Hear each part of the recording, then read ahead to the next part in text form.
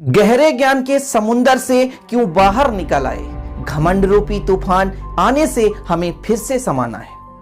एक छोटी सी कहानी जो आपके जीवन में बहुत बड़ा परिवर्तन ला सकता है। एक बालक की कहानी। एक बालक बहुत ही होनहार था, बचपन से होशियार था, इंटेलिजेंट था, बचपन से अच्छे नंबर लाता था। वो हर क्लास पे टॉप करता था, फर्स्ट रैंक लाता था और बहुत ही उसकी तारीफ करते थे लोग। इतना खुश था, अपनी जिंदगी में बड़े बड़े सपने देखता था, कुछ जिंदगी में करने के लिए ख्वाब सजा के रखा था। 12वीं के पास 12th क्लास पास आउट के बाद वो शहर जाता है। शहर जाने के बाद उसकी नई जिंदगी का शुरुआत होता है। नए नए दोस्त बनते हैं, लेकिन उसे इस बात का घमंड आ जाता है कि मैं किसी भी जगह से टॉप करके आया हूं। मैं गांव में भी टॉप करता था और शहर में भी आया हूं, तो यूं आसानी से टॉप कर लूंगा।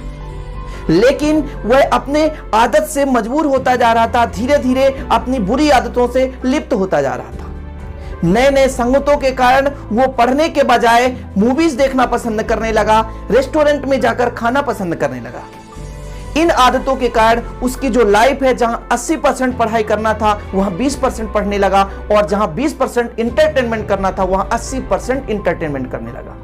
उसे इस बात का घमंड था कि मैं तो टॉप करूंगा ही, क्योंकि मैं अब तक टॉप करते आया हूं। और अंत में एग्जाम होता है। एग्जाम होने के बाद जब परिणाम आता है तो देखता है कि परिणाम में मैं फेल हूं। यह फेल शब्द उसके जिंदगी में पहली बार आया।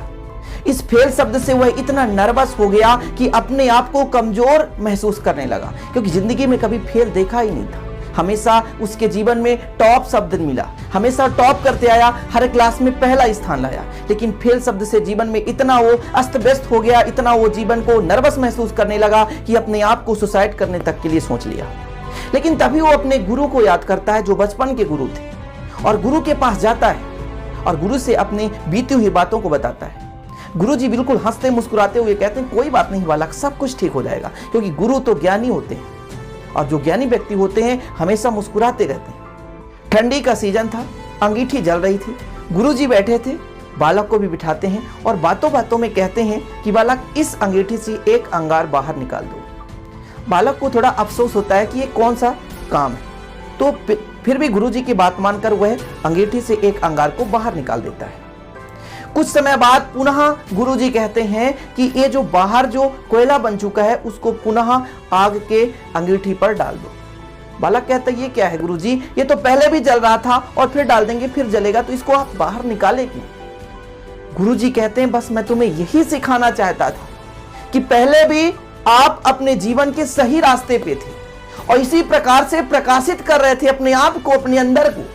लेकिन आज जब बाहर आए तो बाहर की दुनिया में इतना अस्त व्यस्त हो गए कि अपनी रास्ताएं भूल गए, अपनी मंजिल भूल गए। और यही कारण है कि आज तुम इतने डिप्रेशन पे हो, इतने नर्वस हो।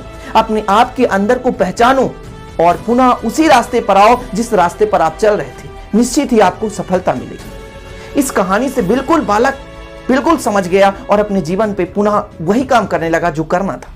अब इस छोटी सी कहानी से हमें क्या सीख मिलती है कि कभी भी जिंदगी में छोटी या बड़ी कैसे भी रुकावट आए, उसका सॉल्यूशन निश्चित है होता है। क्योंकि यदि सूर्य अस्त हुआ है तो निश्चित है कि 12 घंटे बाद निकलेगा भी। तो ये जिंदगी में प्रकृति का भी नियम है कि सुख हुआ तो दुख आएगा, दुख है तो सुख आएगा। इसलिए छोटी सी मुसीबत से आप न डरें। और मैं सभी से अंत में कहना चाहता हूं कि ऐसा कुछ करो खास जिससे सबको हो एहसास और माँ बाप को हो विश्वास।